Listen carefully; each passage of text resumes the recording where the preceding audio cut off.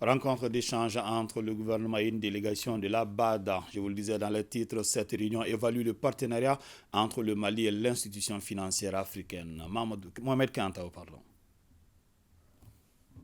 C'est en juin 1970 que la Banque africaine de développement BAD a mené sa première opération au Mali. 53 ans après, l'heure est à l'évaluation de ce partenariat axé sur l'agriculture, l'énergie et les transports. Cette revue à mi-parcours est donc une aubaine pour le gouvernement et l'institution financière de débattre des 425 milliards de francs CFA du portefeuille de la BAD à travers 23 opérations. Depuis l'approbation le 4 juin 1970 de sa première opération au Mali, le groupe de la BAD a accordé au pays 117 prêts et dons couvrant l'ensemble des secteurs socio-économiques pour un montant cumulé d'environ 1274 milliards de francs CFA, soit environ 2 milliards d'euros. Ce niveau de désengagement est une illustration des liens solides de partenariat qui ont été tissés entre la République du Mali et la BAD depuis de 5 décennies de coopération. Actuellement, le portefeuille actif de la BAD au Mali compte 23 opérations pour un montant de 422 milliards de francs CFA, soit environ 643 millions d'euros. Les projets couvrent les secteurs des transports pour 33,8%, l'agriculture pour 30%, l'énergie pour 11%.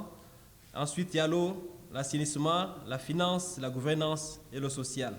Le portefeuille de la BAD a été affecté par la maladie à coronavirus, les sanctions de la CEDEAO et de l'UEMOA et le conflit russe-Ukraine. Occasion pour le ministre de l'économie et des finances, à ses côtés 6 autres membres du gouvernement, de s'appesantir sur la détérioration de la qualité du portefeuille alloué aux projets et programmes financés par le groupe de la BAD au Mali.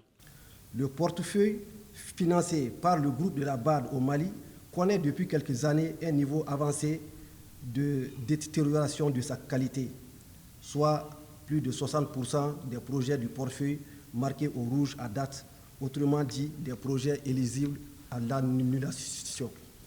Cette revue permettra, j'en suis sûr, d'identifier ensemble toutes les contraintes ou goulots d'étranglement à l'origine de cette forte détérioration et de prendre les mesures correctives appropriées.